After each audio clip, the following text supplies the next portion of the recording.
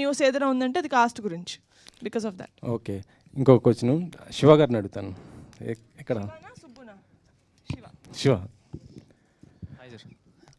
Real లైఫ్లో మొన్ననే పవన్ గారు ₹1 కూడా ఇవ్వకుండా గెలిచారు, మీరెందుకు ఓడిపోయారు ఈ సినిమాలో? ఇది నాకన్నా మా డైరెక్టర్ గారు చెప్తే ఇంకా బాగుంటుందేమో సార్.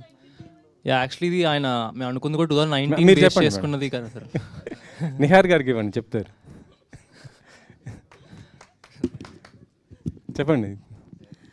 ఇది ఈయన రాసుకున్నప్పుడు 2019 ఎలక్షన్స్ నుంచి ఇన్స్పైర్ అయ్యి రాసుకున్నారండి. మాకు పాపం ఈయనకు సినిమా అయ్యేసరికి 3.5 సంవత్సరాలు పడుతున్న ఐడియా లేదు కదా పాపం. అప్పుడే చేసేద్దాం, యంగ్ బ్లడ్ హాట్ బ్లడ్ అనుకుని రాసేసుకున్నారు. So this is based on what would have happened in 2019 behind.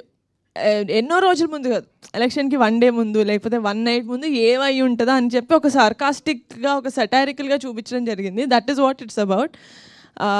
ఇప్పుడు గెలిచారు, అదే వాళ్ళు కూడా అంటారు కదా, నువ్వు చచ్చేలోపు నేను గెలిచి చూపిస్తాను అంటాడు కదా. So never losing hope on the future. అప్పుడు ఓడిపారు.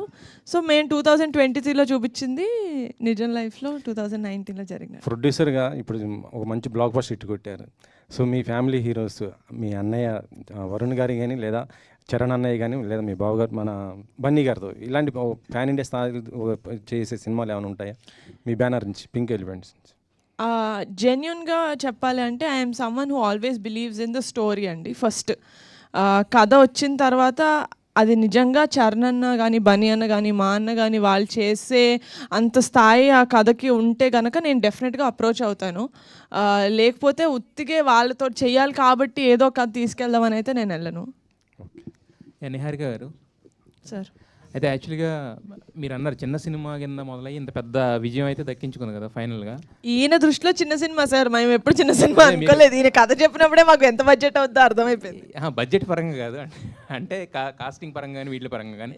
అయితే ఇప్పుడు ఈ సినిమా ఇప్పుడు రిలీజ్ ముందంటే ప్రతి ఒక్కరికి, ఒక రమేష్ గారి తప్పనించి ప్రతి ఒక్కరికి చిన్న చిన్న డౌట్స్ ఉండొచ్చు, 1% డౌట్ ఉంటుంది. ఇప్పుడు జనాలు వెర్డిక్ట్ ఇచ్చేసారు కదా, మరి ఇప్పుడు అట్లీస్ట్ పిఠాపురంలో సక్సెస్ మీట్ కానీ, లేదంటే చిరంజీవి గారు, ఎందుకంటే చిరంజీవి గారు ఎంత చిన్నవాళ్ళైనా ఇప్పుడు హనుమాన్ లాంటి సినిమాని ఫస్ట్ వచ్చి మొదలుపెట్టింది ఆయనే కదా. మరి ఇంత పెద్ద సక్సెస్ అయిన తర్వాత ఆయన లాంటి వాళ్ళని పెట్టి, లేదంటే చరణ్ గారిని తీసుకొస్తే